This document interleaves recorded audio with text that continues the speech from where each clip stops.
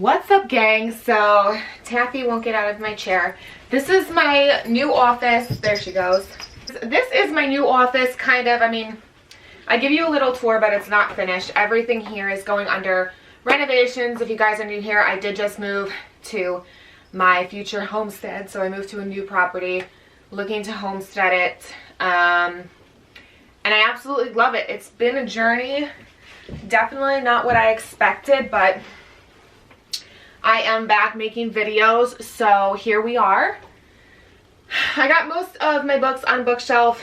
As you guys know, I want to just address my website has been down. It was taken down. This is probably the 4th time I've had to like rebuild it, but I know a lot of you guys like my list of books to read because I listed them all on the website. So I'm gonna have to recreate a website. I've been so busy with renovations and things like that where I haven't been able to do that. So that will be coming, and I will let you guys know for sure. If you're not a member of my Patreon, please consider doing so. That's a platform that I am on safe and securely as of now. And on today's video, I'm just kind of gonna get back in the swing of things. I haven't recorded a video in a little bit, and I'm going to catch you up on some new books that I bought and answer some questions that you guys sent me via email. If you guys have any questions, you can contact me on Patreon or my email that I provide. So let's see, let me get some of the new books that I got. I'm probably forgetting some, but that's okay. What's really cool and crazy, hold on. What's really cool and crazy is that the new town that I moved into, I swear it's from God, is they have a bookstore down the block from me, and the bookstore is literally all ecclesiastical literature. That's all it is, and it's old books that are out of print. And I just love it there. I've bought some books from his store. It's so cool. One of them is Ancient Times, A History of the Early World. Really cool. It's really old, and it has, I think it has a map. Somebody wrote in it, but it has like all the kind of like Egyptian artifacts, stuff like that, and it has a lot of pictures, and it's really good to know. I think this was an old history book at one point in time, but they have, you know, like a ton of pictures and stuff all about like the ancient world. You guys know I study the ancient world. I study Herodotus because it tells you a lot about the Bible and the thought during that time, the philosophies during that time. Oh, this is one that I got too. Things like that. Where is my Herodotus book? If you guys don't know who Herodotus is, I say it sometimes differently than others do. He is the first historian, essentially. So stuff that he says is more credible in my opinion because it hasn't been altered over time through the history books, basically through the large game of telephone. So I know that I had a book that was like a history book. Oh, this is it. The History of Herodotus. And it's really cool. Actually, in here it's kind of messed up, but he'll even talk about the Apocrypha. I get a ton of questions from you guys from the Apocrypha because a lot of people who watch me at one point, I was in the New Age movement, and a lot of people who watch me have questions about the Apocrypha and Enoch and all these different types of things. So, so this is a really cool book. It is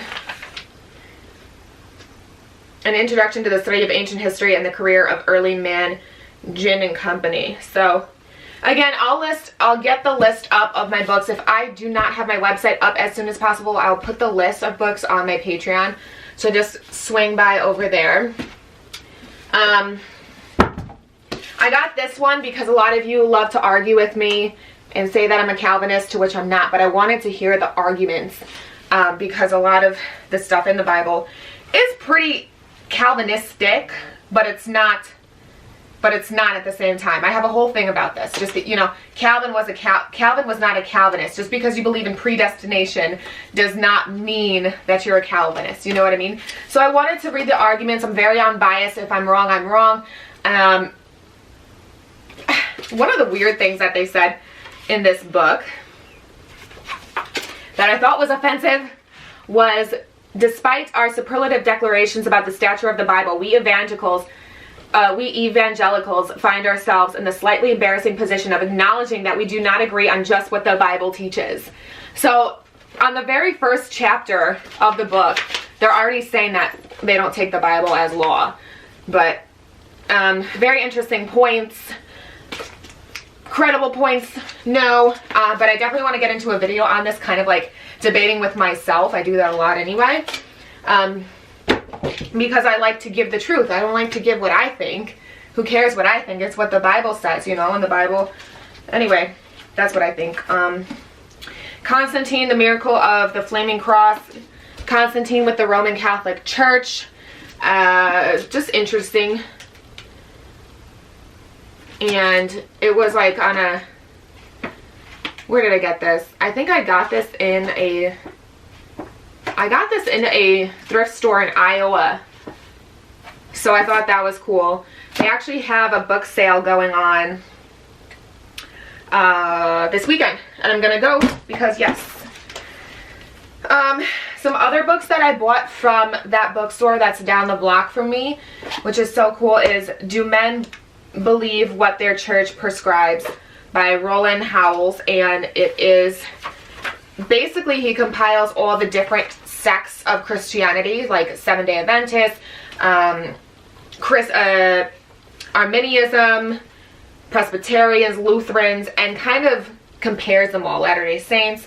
And I just thought it would be interesting. And he has another book called His Many Mansions, and it's kind of similar like that. It's a compilation of Christian beliefs, all kind of you know, kind of tabled out together. So I thought that would be interesting for some of my videos and on what he has to say. So I wanted to check that out. Another book that I've been reading is The Babylon Connection. This is by a guy. If you guys have this, I want to give a quick background history. This is by a guy who is a pastor, Ralph Woodrow. And basically, he decided to capitalize, and I'm saying this in a specific way because it's true.